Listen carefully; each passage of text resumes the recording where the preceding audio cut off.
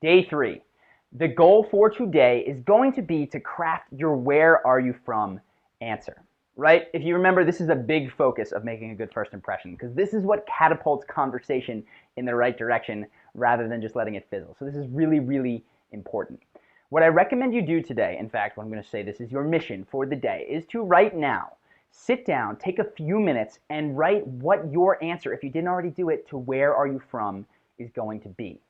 You can go back to videos 14 and 15 for a really detailed breakdown, but in short, what you want to do is not just answer the question, where are you from, literally, but share something about why you live where you do, or why you chose to leave the place you did, or why you even love your current job. You can take this in any direction.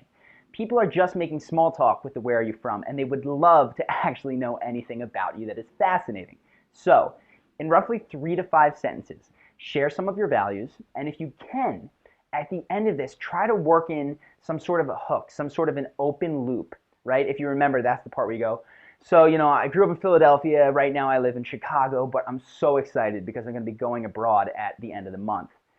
The big question there is, where are you going? And the more that they engage and ask you, the better conversation will flow, they're going to be more involved, and they're going to be more interested in you, and you'll make a better impression. So, try to work in open loops into the end. Remember, get your values in there. Enthusiasm is important. Step 1 is going to be to write that down. Step 2, and you can do this right now, you can do this later, honestly, the more you can just do consecutively, the more likely it is to get done, is to take that first draft and share it in the comments or forums, right? We'll have a special spot lined up exactly for this where I can get in there every couple days, give some feedback, other people can say what they think, but the idea is that this can be workshopped better. This is just your first cut, but it's important to get a first cut so that, you can try it out in the world, see how people respond, and other people, including myself, can give you some feedback so that you're like, you know what, this open loop could be a little bit more engaging. Here's what I would say instead. So go ahead and share that. And then third, once you've written it and shared it, close your laptop, right? Hide the piece of paper that you wrote it on. Save it, but I want you to practice answering this question without looking. Just once. Right now, this is your tiny habit. You do this right now, you practice going through it once. What you'll likely find is that you stumble over it.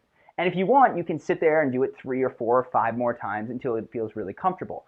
But the tiny habit is just to say it once. Bonus points for going until it's lodged in there.